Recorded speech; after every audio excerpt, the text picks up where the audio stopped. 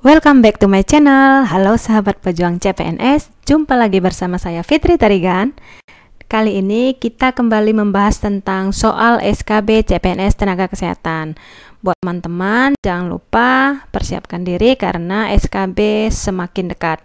Dan buat teman-teman yang belum mendukung channel aku, silahkan tekan tombol subscribe, kemudian nyalakan lonceng notifikasi, like, komen, dan share videonya supaya semakin banyak yang merasakan manfaat dari video ini. Buat teman-teman yang belum menyaksikan 30 prediksi soal SKB CPNS Kesehatan, silahkan teman-teman bisa tonton di video aku sebelumnya. Kita langsung ke soal nomor 1. Seorang ibu yang bekerja dapat memerah ASI-nya dan disimpan dalam lemari pendingin ataupun disimpan dalam suhu ruangan untuk bayinya yang ditinggal saat bekerja.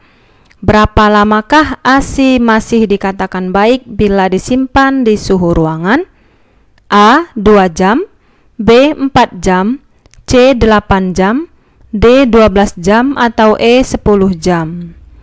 Yaitu 4 jam, dimana ASI bila diperah kemudian disimpan pada suhu ruangan 22 derajat sampai 24 derajat Celcius itu bertahan atau baik sampai dengan 4 jam. Ini teman-teman bisa rangkum beberapa pembahasan tentang ASI yang disimpan pada suhu ruangan 19 derajat sampai dengan 22 derajat atau AC. Kemudian tas cooler, lemari es, freezer, dan sebagainya. Kita ke soal nomor 2. Di bawah ini termasuk jenis vaksin atau imunisasi pilihan yang benar adalah A. DPT, HB, HIV, dan varicella, B. polio dan BCG, C. campak dan DPT, HB, HIV, D. HPV dan varicella, atau E. tifoid dan campak. Yang benar yaitu D. HPV dan varicella, di mana jenis imunisasi pilihan itu terdiri dari beberapa.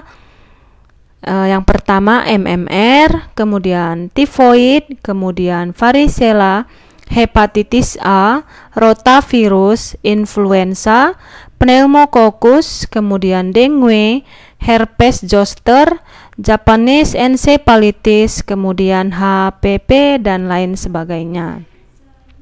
Untuk pilihan A, DPT, HB, HIV ini adalah imunisasi dasar, bukan imunisasi pilihan. Kemudian polio dan BCG juga imunisasi dasar. Campak, DPT, HB, HIV imunisasi dasar.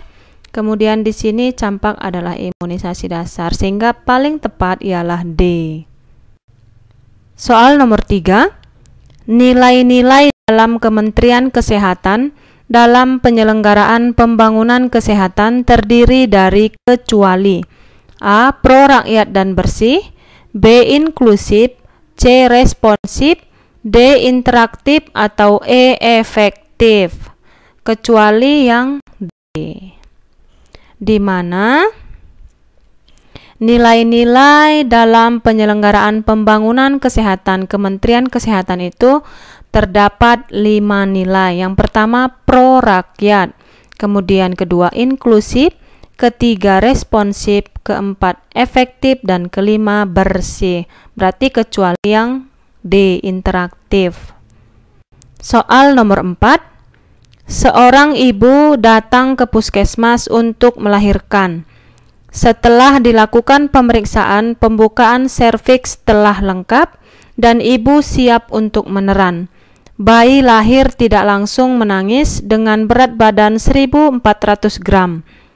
Berat lahir tersebut masuk ke dalam kategori A. berat badan lahir rendah atau BBLR, B. berat badan lahir normal atau BBLN, C. berat badan lahir sangat rendah atau BBLSR, D. berat badan lahir gemuk atau BBLG, atau E. berat badan lahir kurang. Yang tepat yaitu C. berat badan lahir sangat rendah atau BBLSR. Pembahasannya untuk bayi baru lahir dengan berat badan lahir rendah itu di antara 1.500 sampai dengan kurang dari 2.500 gram.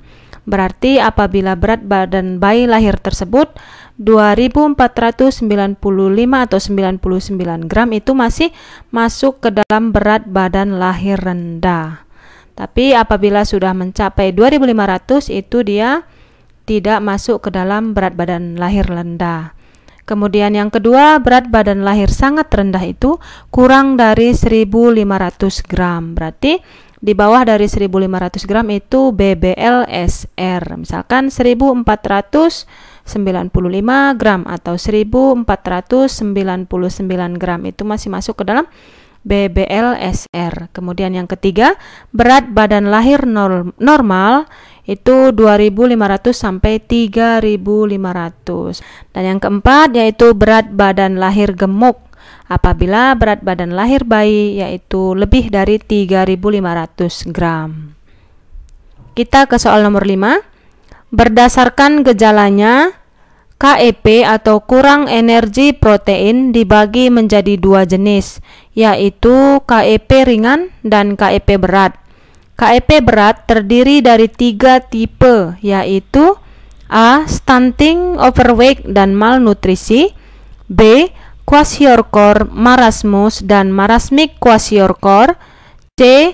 Cake, stunting, dan overweight, D. Stunting, marasmus, dan kwashiorkor, atau E. Malnutrisi, stunting, dan cake. Yang benar ialah B, di mana kurang energi protein berat itu terdiri dari 3 tipe, yaitu kwashiorkor, marasmus, dan marasmic kwashiorkor. Pembahasannya, berdasarkan gejalanya, kurang energi protein dibagi menjadi dua jenis, yaitu kurang energi protein ringan dan kurang energi protein berat. Kurang energi protein berat terdiri dari 3 tipe, yaitu kwashiorkor, marasmus, dan marasmic kwashiorkor. Berarti jawabannya ialah B. Soal nomor 6. Stunting merupakan salah satu target Sustainable Development Goals atau SDGs yang termasuk pada tujuan pembangunan berkelanjutan kedua, yaitu menghilangkan kelaparan dan segala bentuk malnutrisi pada tahun 2030 serta mencapai ketahanan pangan. Target yang ditetapkan adalah menurunkan angka stunting hingga 40% pada tahun 2025. Untuk mewujudkan hal tersebut, pemerintah menetapkan stunting sebagai salah satu program prioritas. Berdasarkan Peraturan Menteri Kesehatan Nomor 39 Tahun 2016 tentang pedoman penyelenggaraan program Indonesia Sehat dengan pendekatan keluarga, upaya yang dilakukan untuk menurunkan prevalensi stunting berdasarkan siklus hidup pada ibu hamil dan bersalin diantaranya sebagai berikut, kecuali. Berarti dari soal ini, kegiatan yang dilakukan pada program Indonesia Sehat dengan pendekatan keluarga untuk menurunkan prevalensi stunting berdasarkan siklus hidup, kecuali A. Menyelenggarakan stimulasi dini perkembangan anak, B. Intervensi pada 1000 hari pertama kehidupan, C. Mengupayakan jaminan mutu antenatal care atau ANC terpadu, D. Meningkatkan persalinan di fasilitas kesehatan, atau E. Meningkatkan transformasi kartu menuju sehat atau KMS ke dalam buku KIA. Kecuali yang A. Menyelenggarakan stimulasi dini perkembangan anak.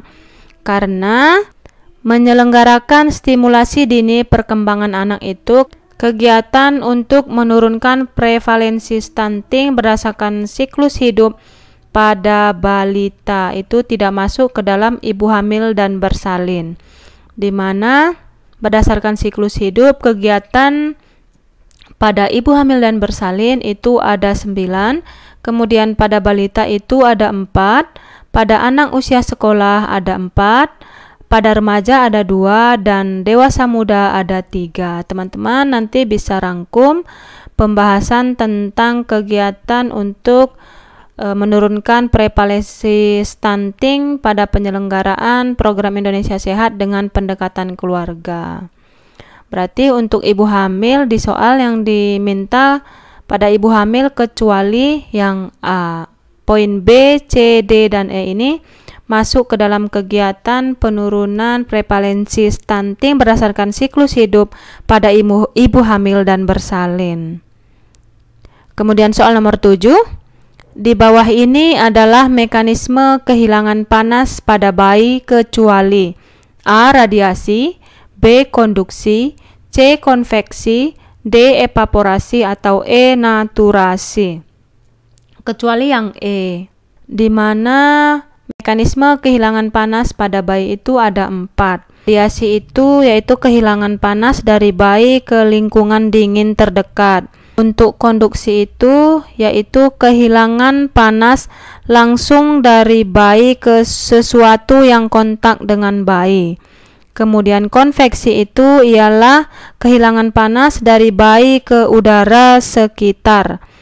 Dan evaporasi itu ialah kehilangan panas akibat penguapan air dari kulit bayi. Kecuali yang E. Soal nomor 8. Di bawah ini adalah jenis-jenis kontrasepsi yang benar kecuali A. IUD, B. AKBK, C. MAL, D. RDT, atau E. PIL. Kecuali yang D. RDT. IUD ini merupakan jenis kontrasepsi dalam rahim atau biasa disebut AKDR. Kemudian AKBK ini adalah alat kontrasepsi bawah kulit atau biasa disebut implan. Kemudian MAL ini adalah metode amenorelaktasi di mana ibu menyusui bayinya secara eksklusif sehingga ibu ber-KB selama 6 bulan, yaitu saat menyusui bayinya secara eksklusif atau on demand. Kemudian pil ini adalah alat kontrasepsi tablet atau pil. Soal nomor 9. Salah satu indikator sasaran pokok RPJMN teknokratik bidang kesehatan tahun 2020-2024 adalah presentasi puskesmas dengan jenis tenaga kesehatan sesuai standar. Target di tahun 2024 yaitu sebesar A. 87%, B. 86%, C. 85%, D. 84%, atau E. 83%. Yaitu yang E. 83%. Di mana ada beberapa indikator sasaran pokok RPJMN teknokratik bidang kesehatan 2020-2024. Pada poin ke-16, di mana presentasi puskesmas dengan jenis tenaga kesehatan sesuai standar, target 2024 yaitu 83%. Soal nomor 10. Peraturan yang mengatur tentang pedoman manajemen puskesmas adalah A. Peraturan Menteri Kesehatan Nomor 75 Tahun 2014, B. Peraturan Menteri Kesehatan Nomor 43 Tahun 2019, C. Peraturan Menteri Kesehatan Nomor 44 Tahun 2016, D. Peraturan Menteri Kesehatan Nomor 39 Tahun 2016, atau E. Peraturan Menteri Kesehatan Nomor 46 Tahun 2015. Yang benar ialah C. Peraturan Menteri Kesehatan Nomor 44 Tahun 2016, yaitu tentang pedoman manajemen puskesmas. Untuk yang A, Peraturan Menteri Kesehatan Nomor 75 Tahun 2014 itu adalah peraturan yang mengatur tentang puskesmas yang lama. Yang terbarunya yaitu Peraturan Menteri Kesehatan Nomor 43 Tahun 2019 ini tentang puskesmas yang terbaru. Kemudian Peraturan Menteri Kesehatan Nomor 39 Tahun 2016 ini adalah tentang Program Indonesia Sehat dengan Pendekatan Keluarga atau PISPK. Dan Peraturan Menteri Kesehatan Nomor 46 Tahun 2015 itu ialah tentang akreditasi puskesmas, klinik pratama, dan lain sebagainya. Berarti jawabannya ialah C. Oke teman-teman, itu dia 10 soal SKB CPNS Tenaga Kesehatan. Mudah-mudahan video ini bermanfaat, dan sekali lagi saya ingatkan teman-teman persiapkan diri karena ujian semakin dekat, SKB semakin dekat. Untuk saingan kita mungkin sudah mempersiapkan diri melebihi dari apa yang kita pikirkan. Jadi jangan lengah, tetap semangat, tetap belajar. Mudah-mudahan apa yang teman-teman harapkan bisa terkabul. Siap mengabdi sebagai aparatur sipil negara. Oke teman-teman, jangan lupa share video ini supaya semakin banyak yang merasakan manfaat dari video ini. Kemudian tentang puskesmas sudah saya bahas secara lengkap di video saya sebelumnya. Jangan lupa teman-teman silakan saksikan. Terima kasih sudah menyaksikan video saya dari awal sampai akhir. Sampai bertemu di video selanjutnya. See you, bye-bye.